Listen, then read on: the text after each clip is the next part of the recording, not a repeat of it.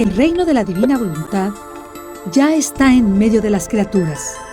Escucha la espiritualidad dictada a Luisa Picarreta por el especialista, el doctor Salvador Tomasini. Todos los miércoles de 11 a 12 de la tarde, aquí en Radio Cronos, la estación que transforma tu vida.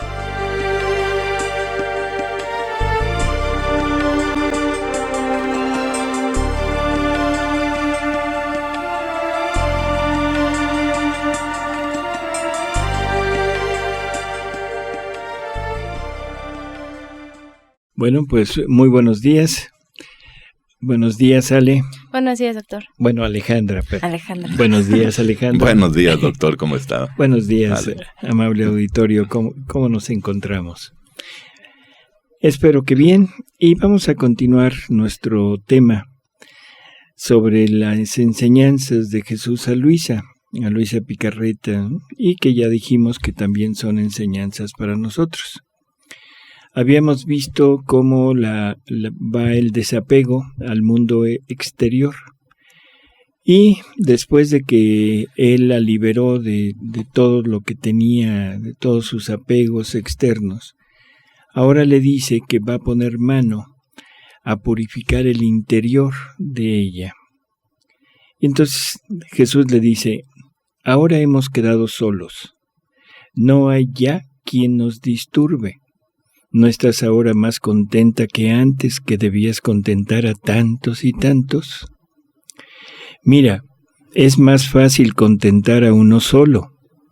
Debes hacer de cuenta que yo y tú estamos solos en el mundo. Prométeme ser fiel y yo verteré en ti tales y tantas gracias que tú misma quedarás maravillada. Creo que esto se entiende muy sencillo con lo que habíamos explicado, que le dice Jesús, que ella debe de ver en el prójimo siempre a él. Ajá. O sea, por eso es que le dice: hemos quedado solos, ¿no? No es que tengamos que aislarnos del mundo, sino en todo ver a Jesús. No importa si es enemigo o amigo, tenemos que ver en Jesús. Ya nos enseñó en los programas pasados el cómo ver a nuestro prójimo y cómo hacer para poderlo ver siempre a él, ¿no? Entonces, esta es la razón por la que le dice: ahora hemos quedado solos. Si la criatura en todo ve a Jesús, tratará siempre al mundo como tratará a Jesús. Así que no se trata de irnos a una cueva, ¿no? Sí. Dice, luego continuó diciéndome: sobre ti he hecho grandes designios. Siempre y cuando tú me correspondas, quiero hacer de ti una perfecta imagen mía, comenzando desde que nací hasta que morí. Yo mismo te enseñaré un poco cada vez el modo como lo harás. Son dos partes que son importantes, ¿no? Una perfecta imagen de Jesús. O sea, no se trata de imitación, no se trata de imitar a modo humano todas las actitudes o las partes o el cómo actuaba Jesús. Es duplicar la vida de Jesús. Más o menos, o sea, una perfecta imagen de él, ¿no? Ajá. Y lo segundo es que es él mismo el que nos va a ir guiando, ¿sí? Uh-huh. ¿Quién nos puede guiar para hacer una perfecta imagen de Jesús? Nadie. Jesús. Solo Jesús. Sí. O sea, no hay forma de que alguien pudiera irnos enseñando el cómo, porque debería de ser una perfecta imagen de Jesús ese alguien. Y creo que hasta ahora pues no la ha habido, ¿no? Sí, más no. que nuestra Madre Santísima, pero entonces ella, los sí. tipos de espiritualidad que se manejan a veces de algunos santos, ¿cómo se entenderían ahí? ¿Cómo se entenderían las espiritualidades de los santos? Bueno, como una santidad enfocada hacia la imitación de Jesús, pero sobre todo a la imitación de determinados atributos. O sea, si entendemos que Jesús es segunda persona de la Trinidad y recordamos que su vida, la vida de la divinidad, según nos lo explica Jesús en los escritos, es la unión de todos sus atributos juntos, movidos por su voluntad. Entonces, para hacer una perfecta imagen, deberíamos de contar en nosotros con todos sus atributos, en la medida que Él quisiera. Ujú.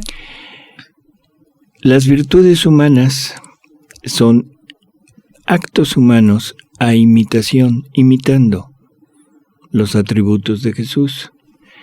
¿Quién conoció que Jesús era pobre?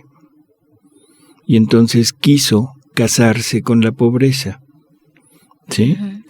¿Quién se fijó más en la predicación? Ujú. Y toda su actividad se enfoca hacia eso. Claro, no es único, va combinado, pero de todas maneras nunca abarca la totalidad de los atributos divinos. ¿Sí? Sí, solo Jesús viviendo en una persona donde puede haber esos atributos. Así es. Uno no... Para O sea, uno es imposible llegar a eso. Así es, la criatura por Ujú. sí misma no. Y sobre todo, el acto humano tiene un límite. El acto humano nunca podrá igualar al atributo divino. O sea, el atributo divino da origen a la virtud humana. Pero la virtud humana tiene su límite exactamente ahí en donde empieza. No puede trascender hacia el atributo divino. Ujú. ¿Sí se entiende Sí. lo que? Entonces, para hacer una perfecta imagen de Jesús, se requiere tener la totalidad de sus atributos y en la misma medida que los tiene Él. ¿De acuerdo? Ujú. Entonces, poder actuar en los determinados momentos de nuestra vida con el atributo adecuado y en la medida adecuada. Ujú. Entonces, los santos, ¿qué han tenido? La imitación, a veces perfecta, pero a final de cuentas, imitación. O sea, ¿por qué? Porque es llevado a cabo con la virtud humana, con el acto humano, imitando el acto divino. Pero ningún santo hasta ahora ha podido decir que ha hecho un acto divino. Ujú. ¿De acuerdo? Sí. No sé si queda Sí, claro. sí. ¿Sí? Entonces le dice Jesús a Luisa, la primera cosa que es necesaria para purificar el interior de tu corazón es el aniquilamiento de ti misma. Esto es la humildad. Ajá. ¿Sí? Esto creo que sí vale la pena también comentarlo. La humildad es una de las virtudes más preciadas por Jesús, ¿sí? El corazón soberbio es total y absolutamente rechazado por la divinidad. ¿Por qué? Porque la soberbia es como la transmisión del pecado de Satanás, ¿no? Él es el padre de la mentira y el padre de la soberbia. Así que el alma soberbia es la que se achaca a sí misma todo lo que tiene Ajá. y se engrandece. ¿De acuerdo? Sí. Entonces, ¿cuál será la humildad humana? Pues reconocer lo que somos, que es nada. ¿No? Bueno, eso es a donde Jesús nos invita, Ujú. a ir creciendo en esta humildad. O sea, ¿cómo diríamos? Hacerse menos, que sería el consejo evangélico, ¿no? Por ejemplo, cuando llegues a un banquete, no te sientes en los primeros lugares, sino siéntate al último, ¿sí? Ujú. Para ver en realidad qué tanta estima o qué tanto te vales para los que del convite. Y el problema con esta actitud es que en el momento en el que la persona se está disminuyendo, está siendo humilde, está quitándole a Dios la gloria por lo que le dio. No sé Ajá. si me explico. Alguien muy inteligente, que Ujú. llegan y le dicen, a ver Alejandro, eres muy inteligente. Y él es muy humilde y dice, no es así, o sea, no soy lo que tú piensas. En fin, trata de abajarse, pero no le está dando a Dios la gloria que debería de darle. Ahora Jesús quiere que lleguemos en la humildad, que lleguemos a reconocer nuestra propia nada. ¿Y qué es eso? Como decías ahorita, Alejandro. Sí. O sea, el decir, reconozco que soy inteligente, sí, pero no es por mí, sino es por Dios. Es por Dios. O sea, reconocer que yo por mí no tengo nada. Sino es por que Dios, todo, en caso de que yo fuera, ¿verdad? En caso de que tú fueras. Bueno, era un decir. Así que se trata de reconocer lo que somos, no de ocultarlo, pero siempre dándole la gloria a Dios. ¿De acuerdo?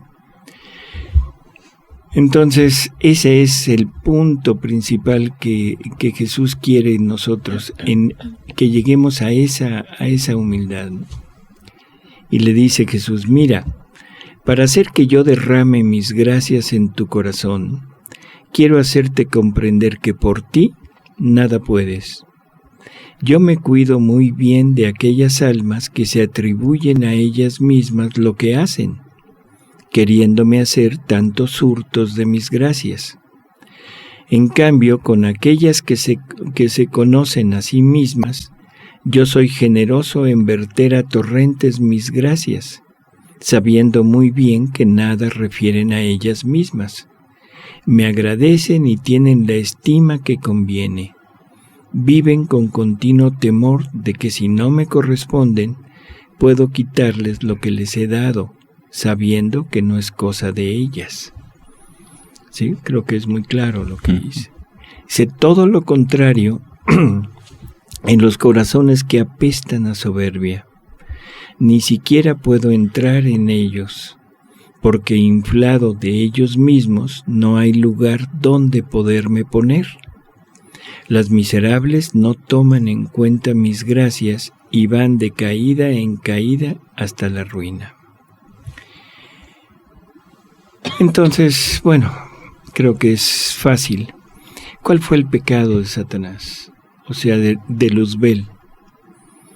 Era el ángel más bello, el más agraciado, el que más dones le habían sido dados.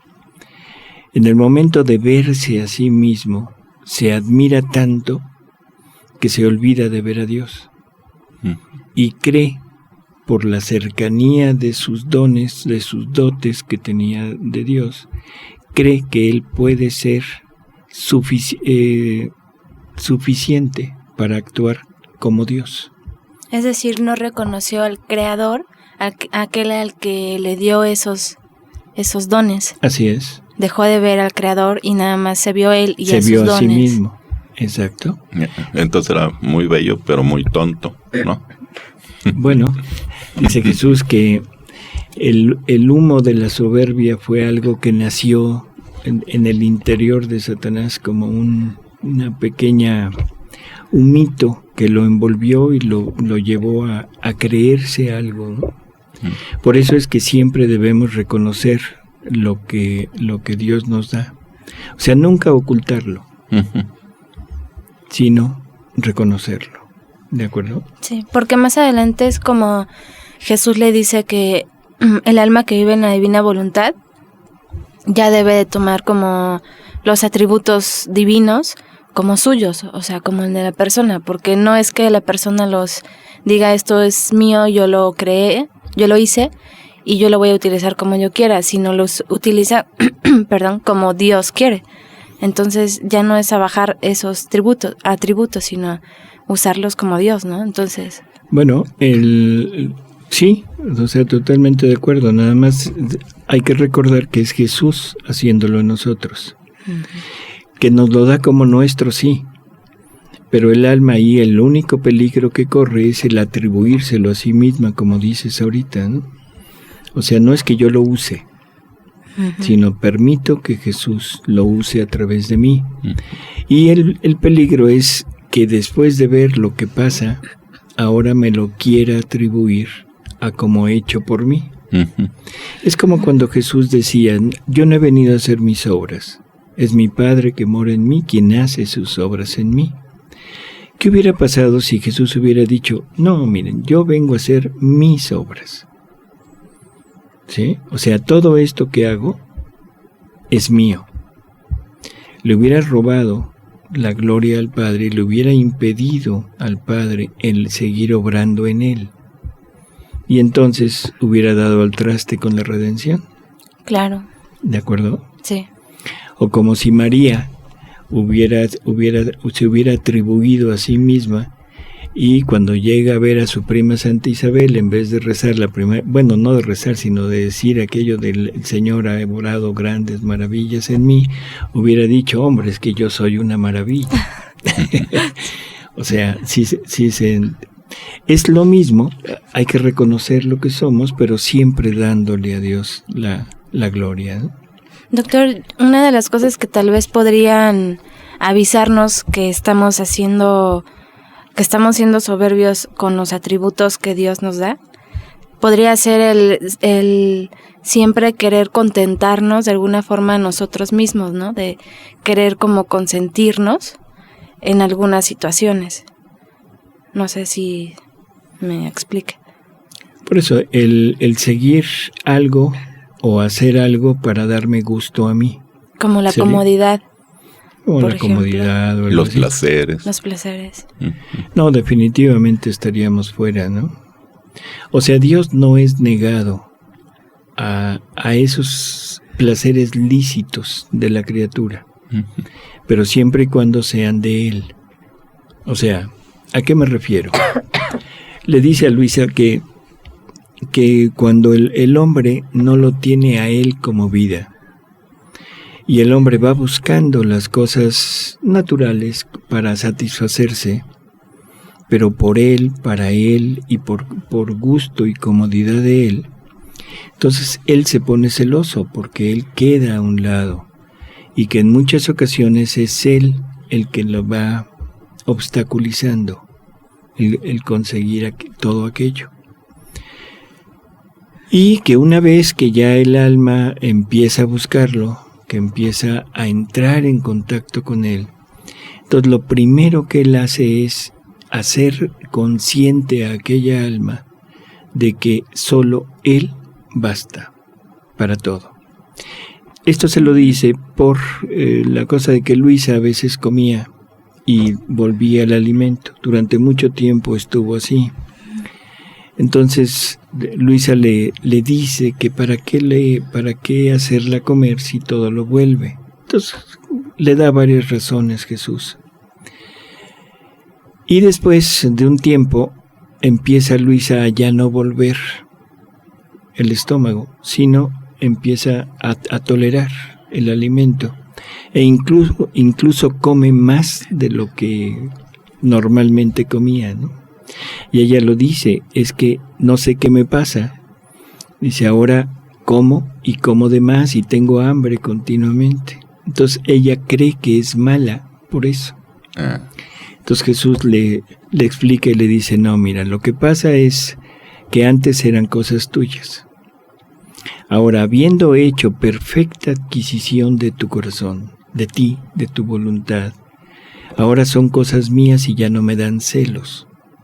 Y cuando yo he logrado esto, entonces yo mismo voy empujando a la criatura a decirle, toma este lícito placer, toma esta lícita comodidad, haz este negocio, platica, en fin, porque ya no le dan celos, porque ahora si la criatura lo hace porque es cosa de Dios, no cosa humana, ¿sí? Sí. ¿Sí se entiende la diferencia? Sí. Entonces, creo que no hay problema con esto. Bueno, entonces Jesús le va explicando a Luisa lo del qué tan feo es el pecado de la soberbia.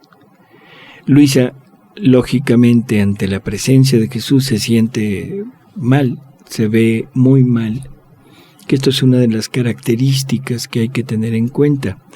Entre más cercanos estemos de Dios, más mal más malos nos vamos a ver.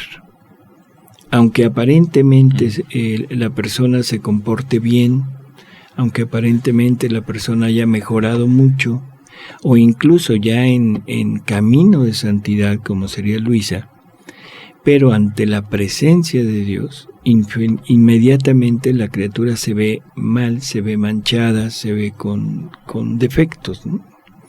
A veces defectos involuntarios, a veces imperfecciones naturales, pero al final de cuentas se ve mala. Entonces, en ese estado estaba Luisa, y Jesús le dice: no quiero que pienses más en esto, porque cuando un alma se ha humillado, convencida de haber hecho mal, y ha lavado su alma en el sacramento de la confesión, y está dispuesta a morir antes que ofenderme, el pensar en ello es una afrenta a mi misericordia, es un impedimento para estrecharla a mi amor. ¿Sí?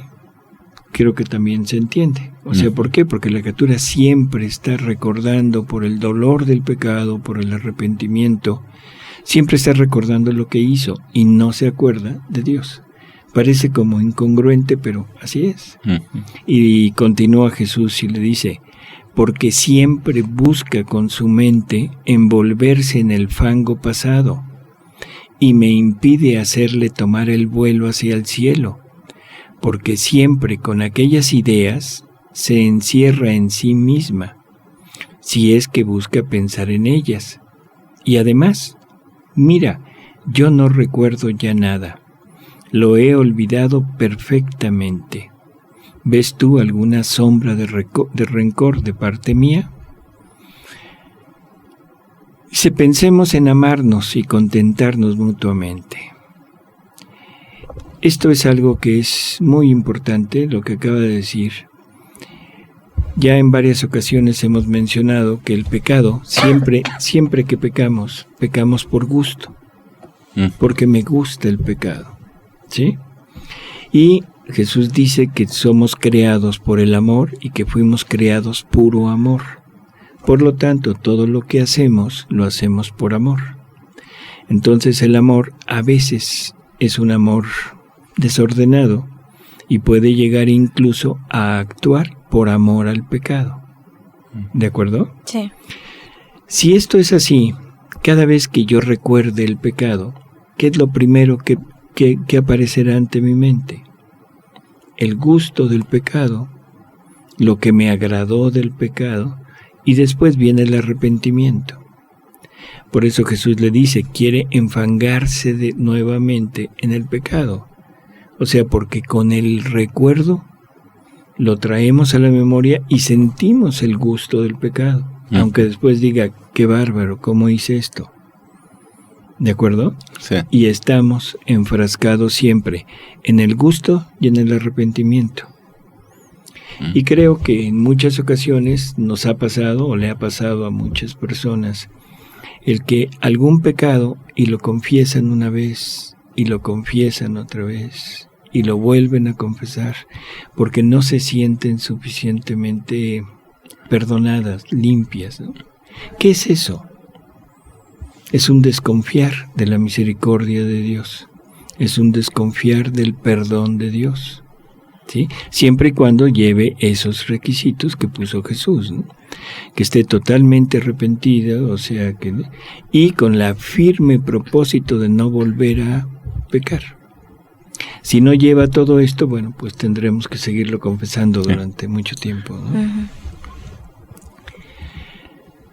Así que después de esto le dice, bueno, olvida tus culpas, o sea, ya, y ahora vamos a empezar el trabajo de imitación de mi vida, ¿de acuerdo?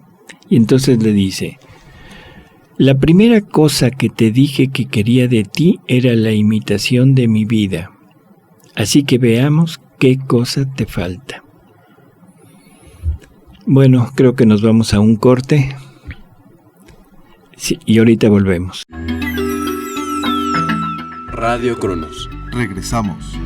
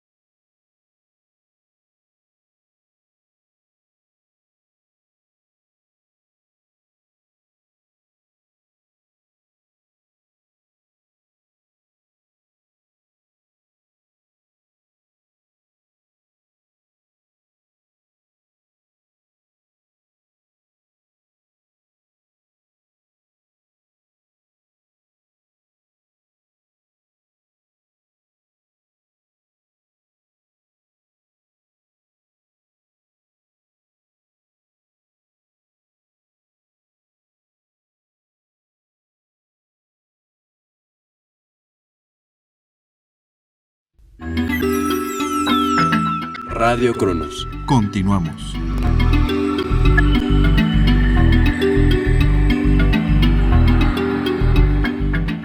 Bueno, pues estamos nuevamente con ustedes. Y decíamos que, le decía a Jesús, veamos qué cosa te falta. ¿Qué cosa te falta, Alejandra? Uy, ojalá fuera poco. Ojalá fuera poco.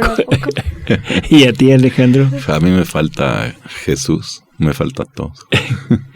Así es, o sea, es lo mismo que contestó Luisa, ¿no? Dice, Señor, me falta todo, no tengo nada. Y entonces la contestación de Jesús es interesante para nosotros, porque le dice, no temas, poco a poco haremos todo. Y dice, haremos, no harás, haremos todo. Así que vas por buen camino, Alejandro. Te falta Jesús. Nada más. Y tampoco dice, haré todo, ¿no? Así, sino haremos. Es entre los dos, ¿no? Si yo mismo conozco cuán débil eres, pero es de mí que debes tomar fuerza. Y entonces empieza Jesús y le dice, lo primero es el espíritu de rectitud. ¿Qué es espíritu de rectitud? Bueno, Jesús lo define muy fácil y dice, quiero que seas siempre recta en tu obrar. Con un ojo me debes mirar a mí y con el otro debes mirar lo que estás haciendo. Quiero que las criaturas te desaparezcan del todo. Si te vienen dadas órdenes, debes pensar que yo mismo quiero que tú hagas lo que te es ordenado, que es parecido a lo que habíamos hablado, del cómo comportarnos con el prójimo. Todo se lo debemos poner a Jesús. El bien que me hacen, el mal que me hacen, o sea, todo debe tener su origen en Jesús para que el prójimo desaparezca. ¿De acuerdo? Uh-huh. Y dice, si caminas, si obras, si hablas, en cualquier cosa que hagas, tu único fin debe ser agradarme solo a mí. Sé cuántos defectos evitarás si haces así. Y así es.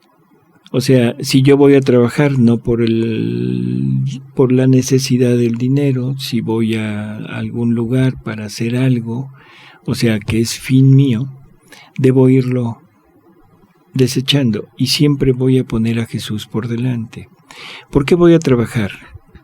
Bueno, porque es Jesús quien quiere que yo vaya a trabajar. A estos niveles de Luisa, Es Jesús que quiere que yo vaya, que quiere ir a trabajar junto conmigo, que es una de las frases que hay que aprendernos al principio. Jesús quiere hacer esto en mí. ¿Sí? Alejandra debe decir, Jesús quiere estudiar en mí. Uh-huh. Y entonces, pues ni modo, si Alejandra quiere estudiar o no quiere estudiar, pues ese es su problema. El problema ahora es que es Jesús quien quiere estudiar en ella. Y ahora ya no es la necesidad del estudio, ya no es el gusto del estudio, sino es obedecer o desobedecer a Jesús. Las cosas se simplifican, ¿no? Sí, claro, mucho. ¿Sí? Si ama a Jesús. Si no ama a Jesús, bueno, entonces también se pueden complicar. No, pero se facilitan para darte gusto a ti misma. Sí, también. Lo que siempre, bueno, todos decimos que cuesta trabajo es saber cuál es la voluntad de Jesús para obedecerla, y a veces uno siente alguna cosa, pero dice, no, yo creo que entendí mal y hace una otra cosa, yo creo. Pero es lo que decían en los programas pasados, que cualquier cosa que hagamos, siempre y cuando sea lícita, sí, dentro de los, no sé, confines de Dios, pues es lo que es la voluntad de Dios. O sea, si estamos aquí hablando, esa es la voluntad de Dios, ¿no? Si quiere que vayamos caminando en la calle para llegar a mi casa o llegar al trabajo, al estudio, esa es la voluntad de Dios, ¿no? Sí, o sea, eso es real. Aquí quizá valga la pena aclarar un poquito para las personas que nos escuchan y que quizá no han tenido mucho contacto con los escritos de Luisa. Se trata de vivir, de que Jesús viva en nosotros. Y se trata de que nuestra voluntad humana, nuestro yo, le permita a Jesús el obrar a través de nosotros. Por lo tanto, si es Jesús obrando en nosotros, o sea, y si nos fijamos es plural, lo vamos a hacer juntos. Entonces ahorita Alejandra se va a estudiar lo que Jesús quiere que estudie. En ese momento no tiene que preguntarse si será voluntad de Dios que estudie o no estudie, porque es Jesús obrando en ella. ¿De acuerdo? Uh-huh. Por lo tanto, es voluntad de Dios. O sea, un ejemplo que ponemos muy seguido, o sea, vamos a tomar algo de líquido y nos presentan 2 refrescos. Bueno, ¿cuál de los 2 es el que será voluntad de Dios que tomemos? ¿Cuál de las 2 pastas dentales querrá Dios que yo compre? ¿Sí? ¿Qué tono de tinte querrá Dios que se ponga Alejandra? ¿Sí me explico? O sea, esas cosas son intrascendentes. Cuando estamos en el punto de hacer la voluntad de Dios, entonces sí necesitaríamos que Dios continuamente nos estuviera informando qué es lo que quiere que hagamos. Por eso es que la obediencia a la voluntad de Dios siempre tiene un límite. No llega a destruir totalmente a la persona, al yo interior, que esa es la finalidad de la obediencia. ¿Sí? ¿Por qué? Porque me da mucho campo a actuar yo solo, sin la obediencia. En la divina voluntad, que es un Jesús viviendo en nosotros a través de su divina voluntad, forzosamente todo lo que hagamos nosotros tiene que ser voluntad de Él. Entonces ya no me debo preguntar si es o no voluntad de Dios. Ahora estoy seguro que lo que haga es voluntad de Dios, porque es Él mismo actuando en mí. ¿Sí? No sé si sí queda claro, sí. Yo creo que sí, ¿no? Y yo siento que si uno hace algo que, bueno, por un lado se da uno cuenta, pero si queda algún remordimiento es que no venía de Dios, ¿no? Así es. O sea, si queda remordimiento es que eso no es de Dios, ¿no? Fue una acción humana totalmente. A esto después le dice, otra cosa que quiero es espíritu de mortificación. ¿Sí? Y dice, quiero que en todas tus cosas, hasta las necesarias, sean hechas con espíritu de sacrificio. Mira, tus obras no pueden ser reconocidas por mí como mías si no tienen la marca de la mortificación. Ahora no se trata de destruir a las criaturas, sino a ti misma, de hacerte morir para vivir solamente en mí y de mi misma vida.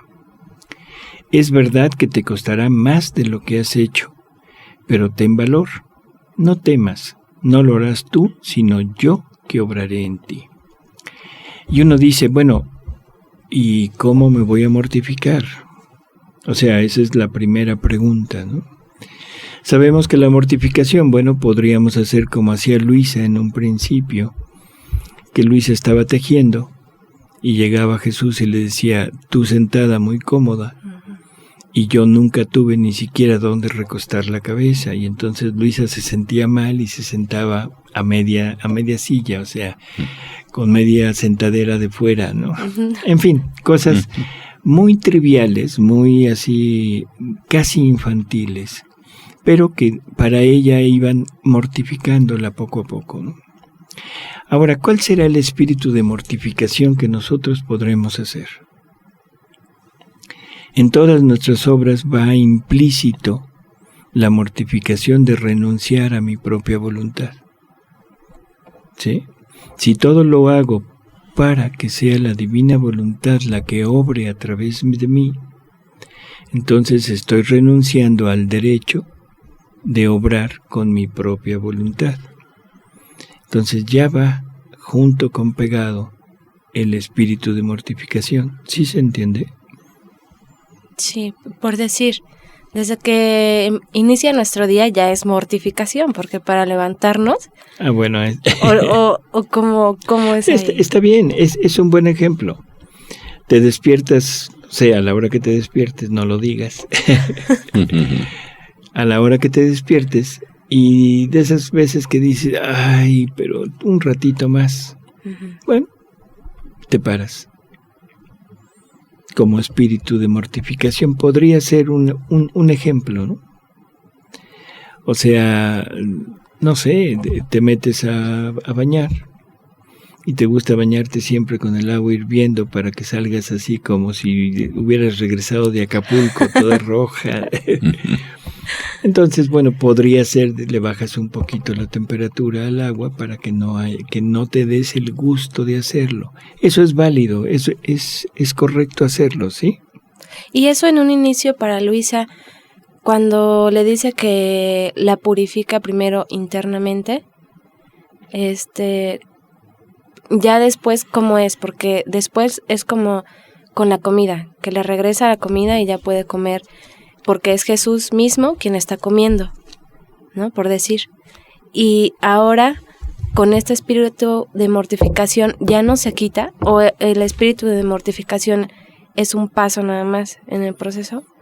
Por eso, es un paso en el proceso. Es, si recordamos lo que le dice Jesús, es un destruirte a ti misma. Porque, entonces, si es un paso, ya después ya no... Por eso, o sea... es un ir perfeccionando el espíritu de mortificación. Okay. En un principio, el espíritu de mortificación es mortificarme a mí en este acto especial.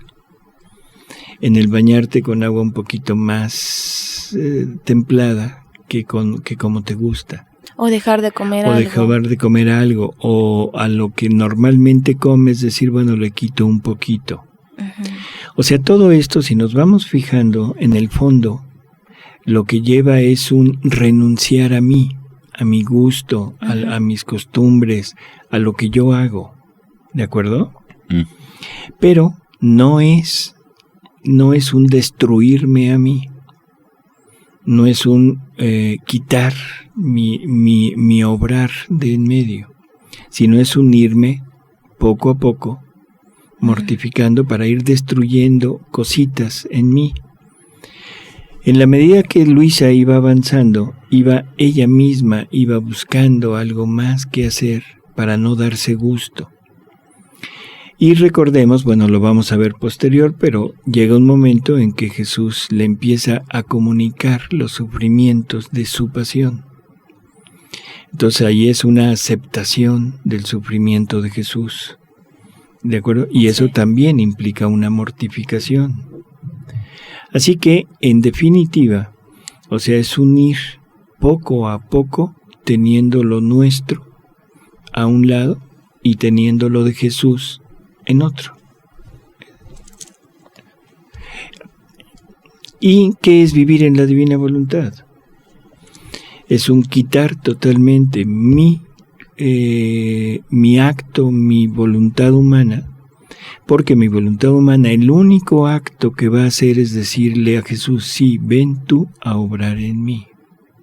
Y cuando ya esté obrando más Jesús en nosotros, ya no va a haber este espíritu de mortificación. Así es, bueno, es que ya es el espíritu de mortificación completo. Es Jesús mismo. Es Jesús mismo y yo ya me anulé, que para eso es, para eso es el espíritu de mortificación, igual que la obediencia. La obediencia es para irme anulando a mí. Es como ir quitando poco a poco mi voluntad. Así es. El espíritu de mortificación. Así es, exactamente. Va a llegar el grado en el que, bueno, si estamos tratando de vivir en la divina voluntad, va a llegar el momento en el que ya esperemos que la voluntad mía y la voluntad de cada quien se deshaga por completo, y ahí ya cumplió ese objetivo, este espíritu de mortificación. Exactamente, así es. Y ya el espíritu de mortificación se vuelve completo, continuo.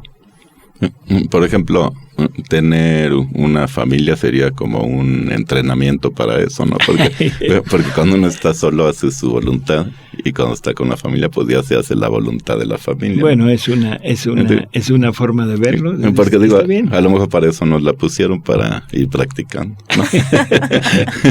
Bueno, ahora sí me hizo reír. Bueno. Sí, o sea, todo es unirnos mortificando, ¿no? Todo lo que yo me tengo que anular, o sea, decir yo quiero esto, pero voy a hacer esto otro, es espíritu de mortificación. Creo que el ejemplo más claro lo tendríamos en las órdenes religiosas. Uh-huh. O sea, te vas de religiosa, Alejandra, o te vas de religioso, Alejandra, y de repente te quieres parar a las 10 de la mañana y te dicen a las 5, y es obediencia. Claro. Te quieres bañar con agua hirviendo, te dicen con agua fría, Alejandra.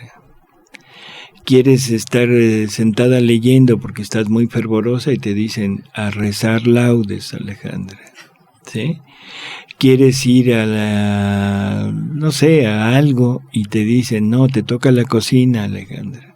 O sea, es un continuo obediencia de parte de la superiora en que te van anulando a ti misma. O sea, tu vida ya no va a ser lo que tú quieres, sino tu vida va a ser lo que quiere el superior o la superiora. ¿Sí? Así como Alejandro, ya ves. Por eso es que a su familia no le hace caso. No, sí. No. O sea, es un ir poco a poco quitándome yo.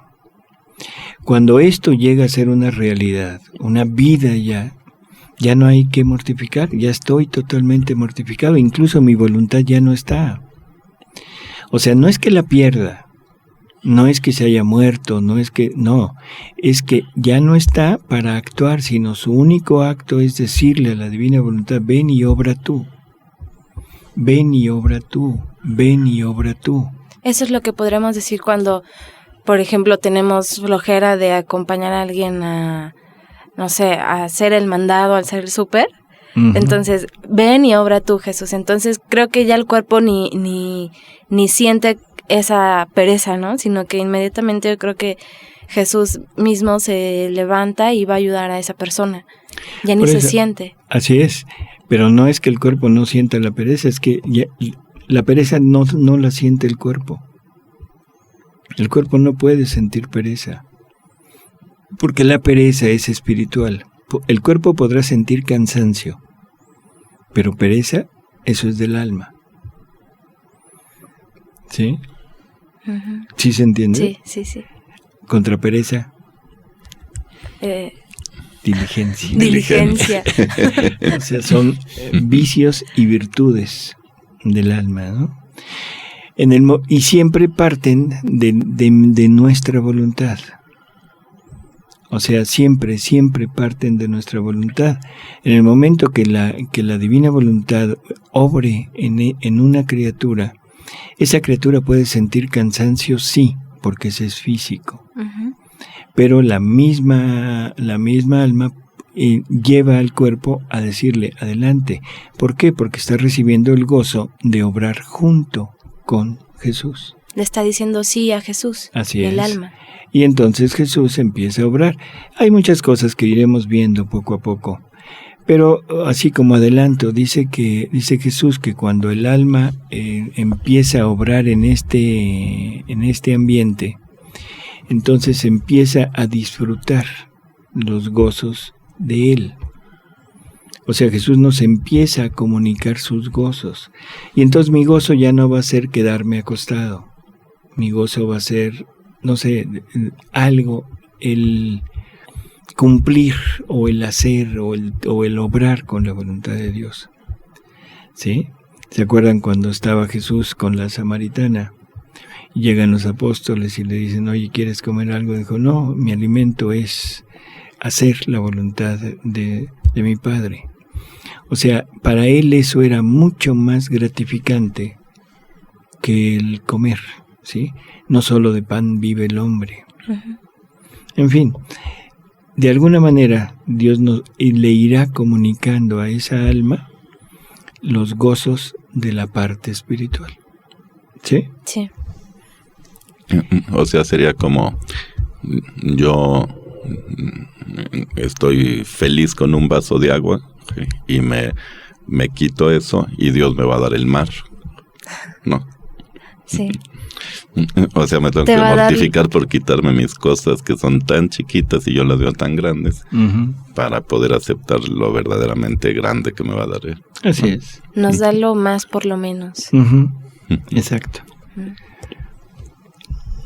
Luego le decía, dice Luisa, recuerdo que en todas estas cosas que me decía, me agregaba siempre que todo debía ser hecho por amor suyo, y que las virtudes más bellas, los sacrificios más grandes, se volvían insípidos y no tenían principio en el amor. ¿Sí? Así que el amor a Dios, ¿cómo lo llamamos? Caridad. ¿Sí? Entonces la caridad, me decía, es una virtud que da vida y esplendor a todas las demás, de modo que sin ella todas están muertas, y mis ojos no sienten ningún atractivo y no tienen ninguna fuerza sobre mi corazón. Y entonces Jesús simplemente dice, haz que tus obras, aun las mínimas, estén investidas por la caridad. Esto es, en mí, conmigo y por mí. Esta es la caridad. ¿De acuerdo? Hacer todo en Él, con Él y por Él. Ese es el verdadero amor de caridad hacia Dios. Continúa Jesús repitiéndole, quiero que mortifiques tu voluntad.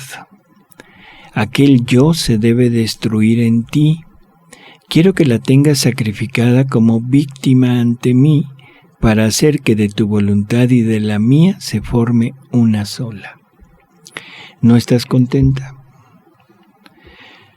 ¿Qué es lo que le está diciendo? O sea, quita tu voluntad, yo pongo la mía, pero como la tuya va a actuar junto con la mía, vamos a hacer un ser como si tuviéramos una sola voluntad. ¿Cómo? ¿Sí? O sea, pero se entiende. Jesús tiene dos voluntades. Una voluntad humana, porque es verdadero hombre, o sea, una voluntad humana creada, finita, y una voluntad divina, porque es verdadero Dios, o sea, infinita, omnipotente. ¿Cuál de las dos actuaría? Las dos. Las dos. ¿Pero cómo? Porque la humana le dice sí a la divina. La humana siempre cooperante, ¿no? Que eso es lo que nos dice el catecismo. La voluntad humana siempre cooperante con la voluntad divina, nunca oponiéndose y nunca obrando sola. Imaginemos a la segunda persona de la Trinidad permitiendo que obre la voluntad humana. Sería una obra que sería de ella, una obra limitada, una obra quizá imperfecta, y que ella no podría aceptarla como obra de la divinidad. Por eso es que siempre la voluntad humana actuaba, pero cooperando, diciendo sí a obra tú en mí. ¿De acuerdo? Hubo una herejía, el monotelismo, hace muchos años, en que se decía que Jesús tenía una sola voluntad. Y eso definitivamente no, ¿sí? Esto hay que entenderlo muy bien. Son las dos voluntades vivas, actuantes. Y esto es lo mismo en nosotros. ¿Cómo hace que todo esto va a tener efecto? O sea, ¿cómo le va a ir enseñando esto? Hay cosas que son muy importantes dentro de la obra de Luisa, dentro de la obra que Jesús va haciendo con Luisa y que Él quiere ir haciendo con nosotros, que es que nos profundicemos en la meditación de su pasión. ¿Sí? En alguna ocasión le dice a Luisa, oye, quiero que medites mi pasión, que te sumerjas en mi pasión. Y uno se pregunta, bueno, ¿por qué? ¿Qué es lo que hacemos nosotros cuando meditamos la pasión de Jesús? Recorremos sus sufrimientos, recorremos todo lo que Él hizo por amor nuestro y pues nos enternecemos, nos condolemos con Él, ¿sí? De Él. Tratamos de remediar un poco el mal hecho, pero difícilmente logramos penetrar hasta el fondo en lo que es la pasión de Jesús. Hay que aclarar que aquí le va a ir enseñando, o sea, lo que es su pasión, su verdadera pasión.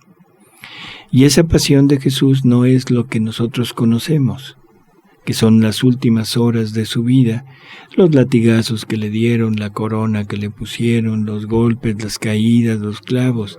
No, porque eso fue nada más la parte final, ¿sí? La pasión de Jesús es una pasión que vamos a hablar en la próxima vez sobre ella, aunque no lo pone en este contexto, o sea, en el itinerario que lleva Jesús con Luisa, pero creo que es oportuno el profundizar un poquito en la pasión de Jesús, así que la próxima semana hablaremos de eso. Pero, ¿qué debe ser la pasión de Jesús para nosotros? Una toma de conciencia. ¿Qué quiere decir toma de conciencia? O sea, ¿qué me da a entender esa toma de conciencia? Pues es darme cuenta de cada acto que estoy haciendo, qué es lo que implica y qué consecuencia tiene, ¿no? Así es. Primera cosa, o sea, saber qué es lo que Jesús sufrió. Y no nada más lo que se ve por fuera, sino vamos a pedirle que a Él que nos narre su pasión, desde cuándo la tiene, en fin, ¿sí? Uh-huh. En segundo lugar es ver que todo eso es por amor a mí. En tercer lugar, reconocer quién soy, porque voy a decir, híjole, si esto lo sufrió por amor a mí en la segunda persona de la Trinidad, ajá, quiere decir que soy algo diferente de lo que yo creo ser. ¿Sí? Bien. Y por último, reconocer en qué estado tan lamentable he dejado a esa creación de Dios, ¿sí?, en mí, que ahora Él tiene que sufrir todo aquello para restituirme otra vez al punto original. Así que espero que nos acompañen en la próxima semana para hablar sobre la pasión de Jesús y que surta efecto en nosotros esta toma de conciencia y de quién es Él, quién soy yo, qué sufrimientos tuvo Él, por qué los tuvo y qué efecto tienen en mí. Y yo creo que con esto ya no me podré oponer a los sufrimientos que Él quiera que yo sufra en esta vida. Claro. ¿De acuerdo?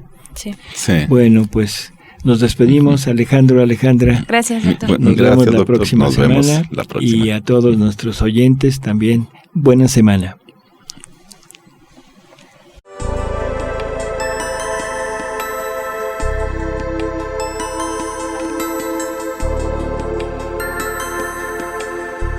El reino de la divina voluntad ya está en medio de las criaturas. Escucha la espiritualidad dictada a Luisa Picarreta por el especialista, el doctor Salvador Tomasini.